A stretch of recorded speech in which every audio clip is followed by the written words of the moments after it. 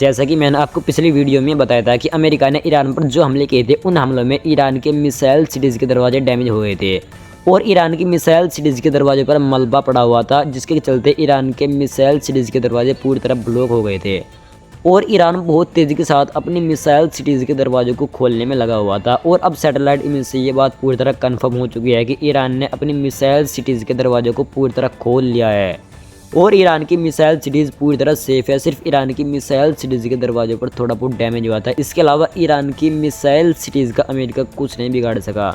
यहाँ से एक बात ये भी कंफर्म होती है कि जो डोनाल्ड ट्रंप पूरी दुनिया में अपने बयान दे रहा था ना, ट्वीट पर ट्वीट करके बार बार कह रहा था कि हमने ईरान की मिसाइल सिटीज़ को तबाह कर दिया, हमने ईरान की मिसाइल लॉन्चर्स को तबाह कर दिया। हाँ, अब ईरान के पास कुछ भी नहीं, ईरान हार चुका है।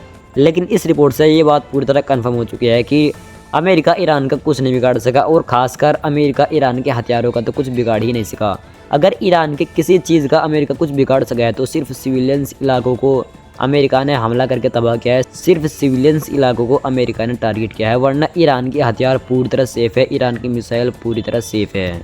फिलहाल ईरान के अंदर रिपेयरिंग का काम इतनी तेज़ी के साथ चल रहा है कि आप सोच भी नहीं सकोगे।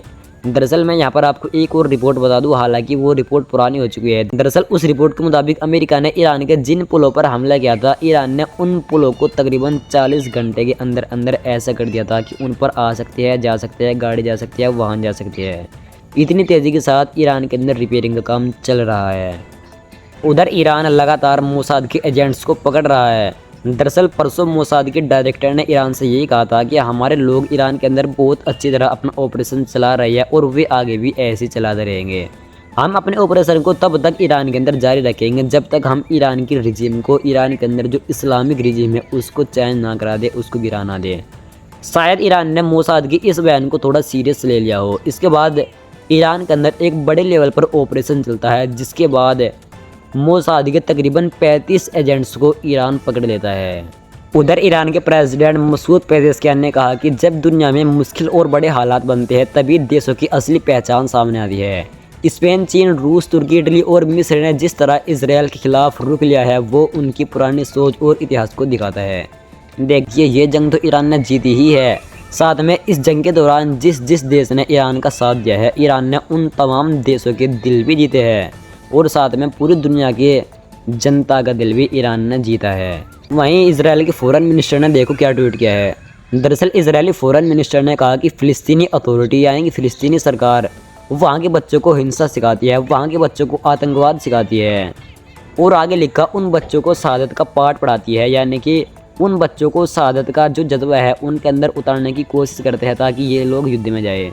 दरअसल यहाँ पर इजरायली फॉरेन मिनिस्टर ने इस पोस्ट के साथ एक इमेज भी अटैच किया है जिसमें एक बच्चा है तकरीबन 16 साल का और वो एक बम ले रहा है अपने साथ है। अब यहाँ पर इस पोस्ट के सिर्फ दो ही मतलब निकलते हैं।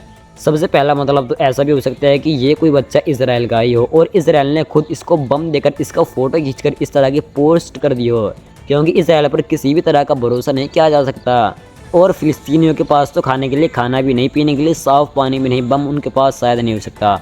और दूसरा मतलब इसका ये भी हो सकता है ये फ़िलिस्तीन का ही बच्चा हो, क्योंकि फ़िलिस्तीन के अंदर जो इंसान है ना वाकई उनके अंदर शहादत का जज्बा है।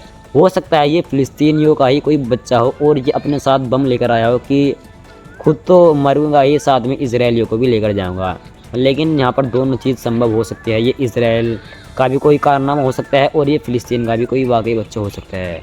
उधर लेबनान के अंदर इसराइल के हमले लगातार जारी है। लेबनान के अंदर एक ब्रिज था, कासमिया ब्रिज, ये आखिरी ब्रिज बचा हुआ था लेबनान के अंदर। इजराइल ने आज इस पर भी हमला करके इसको भी पूरी तरह नेस्तो नाबूद कर दिया। वहीं ईरान के पार्लियामेंट स्पीकर मोहम्मद गालिबाफ ने कहा कि लेबनान के अंदर हमले बंद होने चाहिए और अमेरिका को, अगर अमेरिका पीस चाहता है तो उसके इजराइल फर्स्ट पॉलिसी को नहीं मानना चाहिए। वहीं अमेरिका ईरान से मांग कर रहा है कि तुम अगले 20 साल तक यूरेनियम के इनरिचमेंट नहीं करोगे और जो तुम्हारे पास यूरेनियम है उसको भी फ्रीज कर दोगे। लेकिन ईरान अमेरिका की इस शर्त को बिल्कुल मानने के लिए राज़ी नहीं। दरअसल ईरान का कहना है कि हम ये काम केवल 5 साल के लिए कर सकते हैं, हम अपने 5 साल के लिए यूरेनियम को फ्रीज कर सकते हैं, इससे ज़्यादा नहीं। फिलहाल ये कुछ खबरें थी जो मैंने आपके सामने रखी, बाकी इंशाल्लाह मिलता है किसी दूसरी वीडियो में, तब तक के लिए आप जुड़ जाइए।